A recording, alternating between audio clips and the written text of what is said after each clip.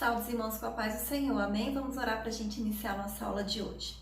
Senhor, meu Deus, meu Pai, neste momento, Deus, nós te apresentamos as nossas vidas e pedimos que o Senhor venha nos abençoar, que o Senhor venha nos dar sabedoria, entendimento da Tua Palavra, que nós possamos crescer, Deus, na Tua presença, que nós possamos estar firmes, Deus, na Tua casa, meu Pai, que o Senhor venha repreender de nós, Deus, todo desânimo, Deus, tudo que não vem de Ti, Senhor, da influência do maligno, que o Senhor venha renovar as nossas forças, a nossa fé, meu Pai, e que nós possamos estar todos os dias diante de Ti, meu Pai, buscando a Tua face, Senhor, na Tua presença, e que nós sejamos luz aonde quer que a gente vá, meu Deus. É isso que nós te pedimos, Senhor, e te agradecemos em nome de Jesus. Amém? A lição que nós vamos estudar hoje, o título dela é o Reinado de Joás.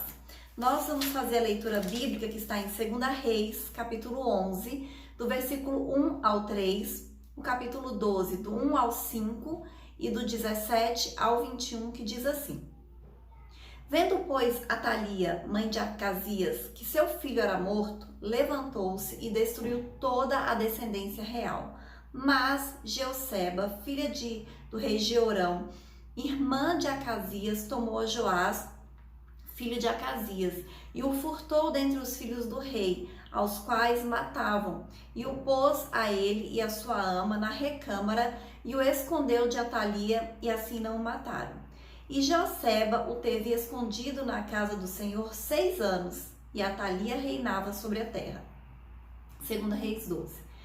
No ano 7º de Jeú, começou a reinar Joás, e 40 anos reinou em Jerusalém. E era o nome de sua mãe Zíbia de Berseba. E fez Joás o que era reto aos olhos do Senhor, todos os dias em que o sacerdote Joiada o dirigia.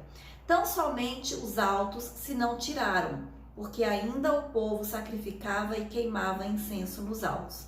E disse Joás aos sacerdotes: todo o dinheiro das coisas santas que se trouxer à casa do Senhor, a saber, o dinheiro daquele que passa o arrolamento, o dinheiro de cada uma das pessoas, segundo a sua avaliação, e todo o dinheiro que trouxer cada um voluntariamente para a casa do Senhor, os sacerdotes o recebam, cada um dos seus conhecidos, e eles repararam as fendas da casa, segundo toda a fenda que se achar nela.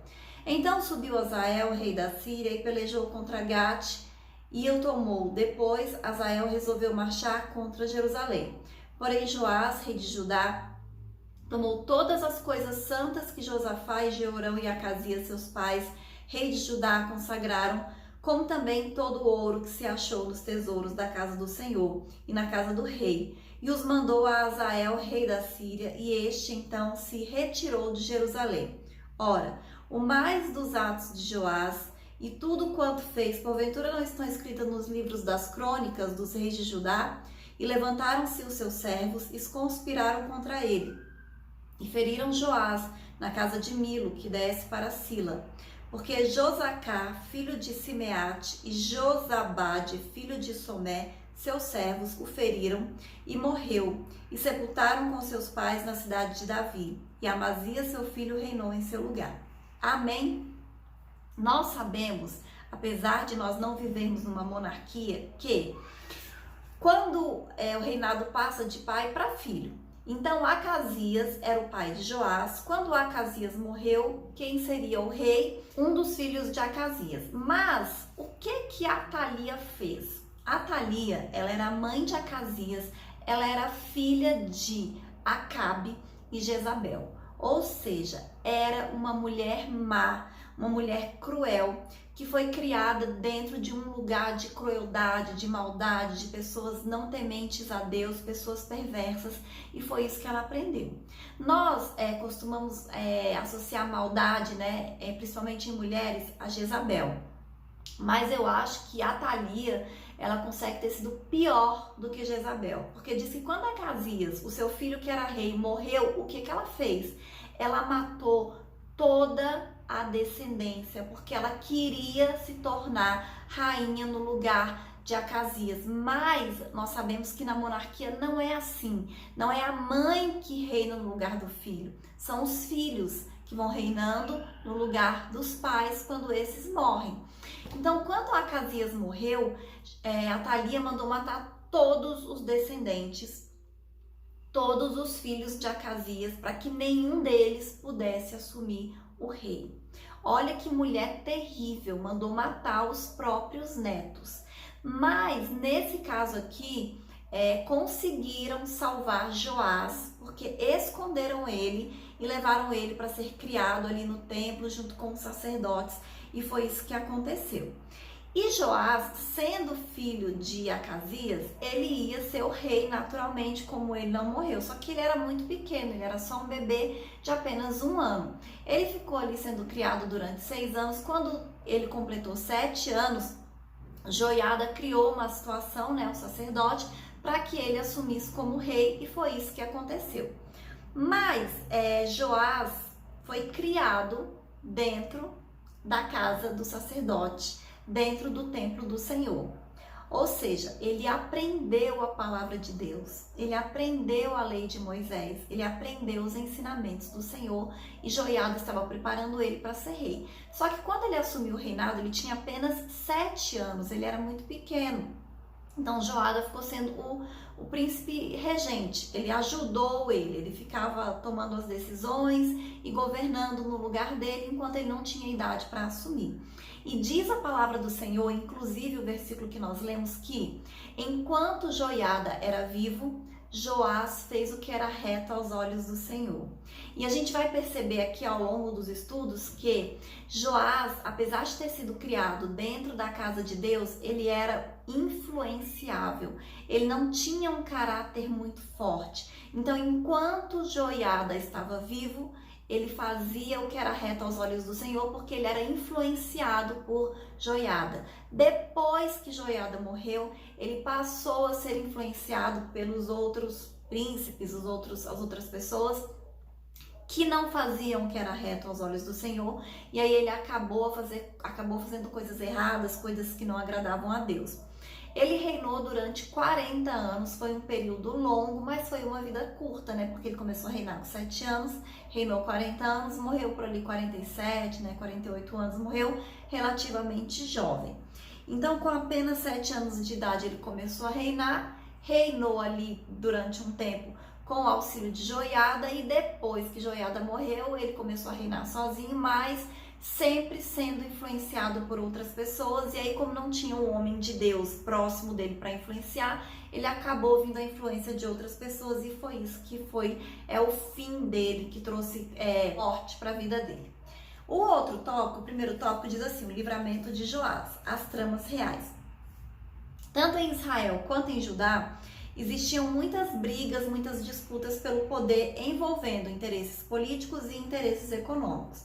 A casa real de Judá havia se aparentado com a casa de Israel através de Atalia, como eu disse, a avó de Joás. Atalia se casou com Jorão, filho de Josafá, rei de Judá. Quando Jorão foi assassinado por Jeú, Atalia usurpou o trono e começou a reinar em seu lugar. Joás, ele era o rei de Judá, né? Do reino do sul, as 2 tribos do sul, né? Judá e Benjamim. E aí a coragem do sacerdote Joiada. A Atalia, ela tinha herdado a perversidade de Acabe e Jezabel. E para ela se assentar no trono, ela matou todos os membros da família real, incluindo os seus próprios netos. Ou seja, como eu disse, ela era uma mulher terrível. Ela tinha aprendido muito bem com a sua família a ser má, a ser cruel. Como eu disse, matou os próprios netos. Apenas Joás, filho de Acasias, escapou, né? Ele tinha 1 ano de idade, foi escondido na sala por sua tia Jeoseba, esposa do sacerdote Joiada, e lá ficou durante 6 anos. Então ela ficou durante 6 anos ali escondido, e nesse período Joiada preparou Joás para assumir o reino, ensinando ele, né, as leis mosaicas, ensinando ele a adorar o Deus de Israel, o único Deus verdadeiro. Tanto é que Joiada tinha essa intenção de restabelecer o culto a Deus em Israel, e foi isso que ele fez enquanto ele estava regendo ali, ajudando Joás, e enquanto Joás estava sendo influenciado por Joiada, foi isso também que ele incentivou o povo a fazer. A estratégia bem-sucedida. Então, quando Joás completou 7 anos de idade, Joiada armou uma estratégia para colocar ele como rei, né? Para que ele assumisse o rei. E aí ele combinou com os capitães da guarda e no dia planejado por ele, eles destituíram Atalia do trono e proclamaram Joás como rei. Joiada naturalmente passou a ser o corregente com Joás, né? Porque ele era muito jovem, ele era muito novo, ele não tinha condições de reinar porque ele era só uma criança. Imagina você, uma criança que você conhece aí de 7 anos de idade. Ela brinca ainda, né? Boneca, carrinho, se for menino, o que quer que seja. Não sabe tomar decisões. Como é que uma criança de 7 anos de idade vai reinar? Então Joás, por mais que ele tenha sido preparado ali durante 6 anos, ele não tinha condições, né, de se tornar o rei. Então Joiada era o corregente ali juntamente com ele. Então o sacerdote, como um homem temente a Deus, ele destruiu os sacerdotes de Baal, ele conclamou o povo a remover o templo de Baal, a despedaçar as imagens, né, a refazer a aliança com Deus e todas essas coisas que deveriam ser feitas, mas como nós lemos, ele só não tirou o que estava no alto dos montes e lá o povo continuou ainda adorando a Baal. E o outro tópico diz assim: o reinado de Joás e a reparação do templo. A arrecadação para reparar o templo. O reinado de Joás, ele foi muito próspero enquanto Joiada estava ajudando ele, enquanto Joiada estava aconselhando. Como a adoração a Baal havia sido muito incentivada nos outros governos, né, nos governos anteriores, nós vimos que existiam reis que eram idólatras, né, que adoravam Baal, eles acabaram deixando de lado o templo do Senhor. E aí não faziam manutenção, não faziam reformas, então ele acabou ficando assim num estado precário, num estado ruim. Não tinha manutenção, então ele ficou em condições muito ruins.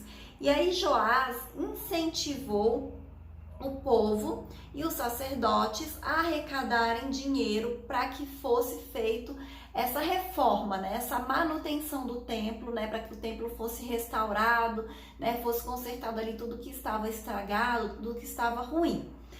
E aí uma coisa muito interessante que fala da fidelidade dos tesoureiros.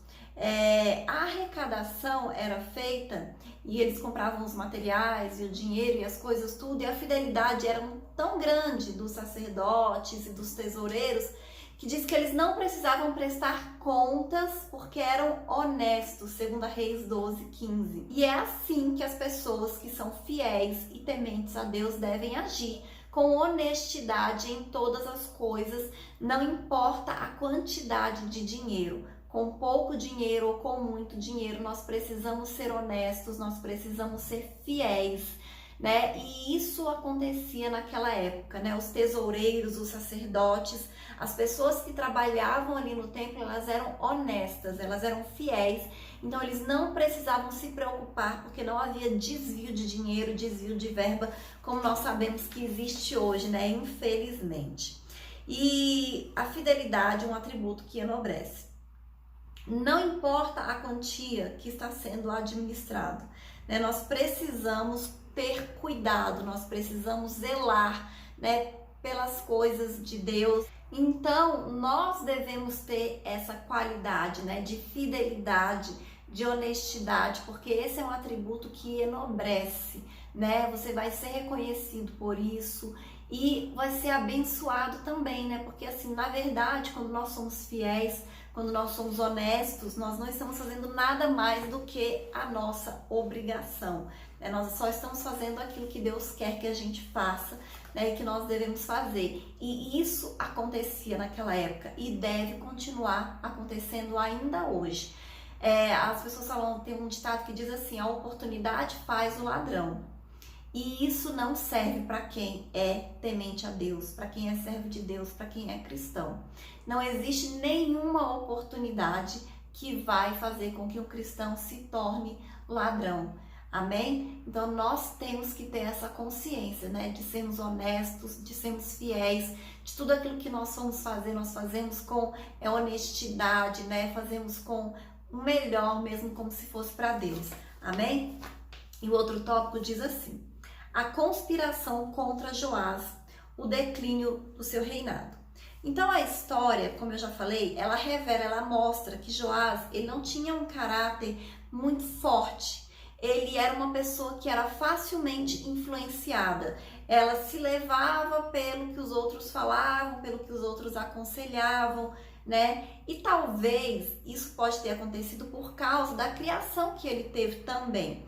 Porque como ele foi criado ali no templo junto com o sacerdote, e no início da vida dele era Joiada que tomava todas as decisões, talvez ele aprendeu a não tomar decisões, ele aprendeu a deixar que os outros tomassem decisões por ele. Mas nós não podemos agir assim. Nós precisamos ter convicção da palavra de Deus, da vontade de Deus, e nós precisamos tomar as nossas decisões baseados nessas convicções, baseados naquilo que nós conhecemos, que nós aprendemos da parte de Deus e que nós sabemos que é a vontade de Deus. Então, quando o sacerdote Joiada morreu, ele não conseguiu manter-se firme ao Senhor, né, fiel ao Senhor. E aí ele passou a adorar ídolos, a confiar nas suas próprias forças. Quando o exército sírio veio invadir, guerrear ali contra ele, né, contra o reino dele, o que ele fez? Ao invés dele confiar em Deus, e eu tenho convicção de que se ele tivesse confiado em Deus, ele podia ter enfrentado aquele exército e ter sido vencedor, ele pegou todos os utensílios do templo e deu de presente para o rei da Síria, para que ele não invadisse o reino dele. Então, assim, ele se rendeu, né? Ele entregou os bens da casa do Senhor para um exército inimigo, porque ele estava com medo, né, de enfrentá-lo. Ele não confiou em Deus, ele confiou na sua própria força. Outra coisa, as más decisões de Joás acabou trazendo problemas para o reino, porque enquanto Joiada era vivo, havia prosperidade, depois começou a ter escassez, ele começou a perder a confiança em Deus, começou as coisas a não darem certo, até que culminou na conspiração e no assassinato dele. E isso foi consequência da confiança que ele perdeu em Deus, porque o fato dele perder confiança no Senhor traz para ele uma consciência contaminada pelas informações do mundo, contaminada pelo medo, contaminada pela ansiedade, pela preocupação. Então, nós não podemos deixar jamais que a nossa confiança em Deus se perca. Nós não podemos deixar de acreditar no que está escrito na palavra de Deus para acreditar no que as pessoas dizem, no que o mundo diz, no que o inimigo diz. Nós temos que confiar e acreditar naquilo que Deus diz, naquilo que a palavra de Deus diz. Nós precisamos acreditar no Deus forte, poderoso e soberano que nós servimos. Amém? Então, quando nós conhecemos bem a Deus, quando nós conhecemos bem a palavra do Senhor, nós sabemos que por mais que a gente tenha aflições, por mais que a gente tenha dificuldades, o Senhor é conosco e a vitória é garantida. Amém? E aí o próximo tópico fala sobre a conspiração e morte no reino. Então, a idolatria de Joás, ela teve início logo após a morte do sacerdote Joiada. Então, o rei, em vez de seguir tudo aquilo que ele tinha aprendido através do sacerdote, ele passou a tomar conselho com príncipes de Judá, com pessoas que eram idólatras, que adoravam Baal e que não conheciam a lei de Moisés, que não conheciam a vontade de Deus, que não conheciam a palavra de Deus. Ou seja, começou a fazer tudo errado. Inclusive, ele podia ter começado a pedir conselho a outros sacerdotes, né, que com certeza dariam conselhos melhores a ele. Mas não, ele foi aconselhar com os príncipes de Judá, fez tudo errado, abandonou o Senhor e voltou para os ídolos, né, que aquele povo já estava seguindo. Então, a capacidade dele de discernir estava tão prejudicada que, ao ser repreendido por Zacarias, filho de Joiada, ele matou. Olha só o que eu fiquei pensando. Zacarias, filho de Joiada. Joás foi criado por quem? Por Joiada. Provavelmente Zacarias e Joás cresceram juntos, né? Foram criados ali como irmãos, juntos na mesma casa, pelo mesmo pai, né? E ele mesmo assim, só porque foi contrariado, porque foi confrontado por Zacarias, ele matou. Olha só que coisa terrível, ou seja, a perversidade da família ainda tinha uma sementinha ali dentro dele, no coração dele, né? Foi só ele se desviar que começou a praticar maldade como os seus antecedentes, né? Acabe, Jezabel, Atalia, Acasias e toda a sua família. Então, realmente uma semente do mal, né, que estava nele e que por causa do seu distanciamento de Deus aflorou ali na vida dele. Então, o juízo de Deus veio até Joás através do exército sírio que pelejou contra ele. E após a batalha, né, ele estava ali ferido, os próprios servos de Joás conspiraram contra ele e o mataram na sua cama.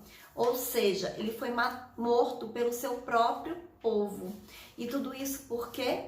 Porque se afastou do Senhor, se afastou dos caminhos do Senhor, se afastou da presença do Senhor. E nós temos que ter muito cuidado com isso. Porque muitas vezes nós também estamos nos afastando de Deus, né? Estamos nos afastando do caminho de Deus, da vontade do Senhor. A Bíblia diz lá em Gênesis, né, quando Deus criou Adão e Eva, que Deus ele vinha todos os dias conversar com Adão, na viração do dia. Não era um dia sim, um dia não, não era uma vez por semana, não era de vez em quando. Deus vinha todos os dias conversar com Adão. Ou seja, nós, seres humanos, nós fomos criados por Deus para ter comunhão com Ele todos os dias. Nós fomos criados para conversar, para nos relacionarmos com Deus diariamente. Essa é a frequência que a gente tem que ir diante do Senhor, que nós temos que ir na presença do Senhor. Não é uma vez por semana, não é uma vez por mês, são todos os dias. Todos os dias nós precisamos, nós necessitamos estar na presença do Senhor. Foi assim que nós fomos criados por Deus. Amém? E eu vou ler a conclusão que diz assim: Joás foi levado ao trono por uma ação divina organizada pelo sacerdote Joiada. No início de seu reinado, ele reparou o templo e mandou construir vários artefatos para o ofício sagrado. Porém, após a morte do sacerdote Joiada, começou a fazer o que era mal aos olhos do Senhor. Passou a adorar ídolos e perdeu completamente a noção de justiça ao mandar assassinar o profeta Zacarias. Seu reino entrou em decadência e ele acabou assassinado por 2 de seus servos. Amém? Olha outra coisa interessante. Quando Joás ele era criado ali por Joiada e convivia com Joiada, ele tinha esse relacionamento com Deus. E quando nós estamos em comunhão com Deus, quando nós estamos num relacionamento firme com o Senhor, tudo na nossa vida flui. E enquanto ele estava ali diante de Deus, servindo ao Senhor, ele tinha o que na casa dele, no reino dele? Prosperidade. Foi só ele abandonar o Senhor que as coisas começaram a não acontecer tão bem. Então, muitas vezes a gente não entende porque que as coisas não estão dando certo nas nossas vidas, né? Porque nós estamos vivendo uma fase de escassez, porque estamos tendo problemas com saúde, tantas coisas. E muitas vezes isso acontece porque espiritualmente nós estamos doentes, nós estamos fracos, porque nós não estamos tendo comunhão com Deus diariamente. Não se esqueçam disso, é diário, todos os dias você tem que buscar o Senhor. Todos os dias você precisa ter comunhão com o Senhor. Você precisa ter aquele momento que Adão tinha com Deus na viração do dia, né? Todos os dias nós precisamos nos conectar com Deus, falar com Deus, orar, buscar, ler a palavra de Deus. Porque quando a gente tem uma vida de comunhão com o Senhor diária, as coisas começam a fluir, né? Nós começamos a viver essa vida que Deus planejou para nós. Uma vida de prosperidade, uma vida de abundância, uma vida de paz, uma vida de saúde, uma vida de convicção e confiança na palavra de Deus, nas coisas de Deus. E aí a gente não vai deixar o mundo influenciar a nossa vida, como fez Joás, né, que deixou outras pessoas, que deixou o mundo influenciar. E a gente viu todas as consequências ruins que isso trouxe para a vida dele, para o reino de Israel. E a gente sabe que sempre trazia, né? Sempre que o rei fazia o que era mal aos olhos do Senhor, Sempre que o rei se tornava idólatra, isso trazia consequência não somente para a vida dele, mas para todo o Israel. Então a gente precisa aprender com a palavra de Deus, precisa aprender com os exemplos, né, que nós temos na Bíblia e até das pessoas que convivem com a gente no dia a dia. Amém? E essa é a lição de hoje e até a próxima aula em nome de Jesus.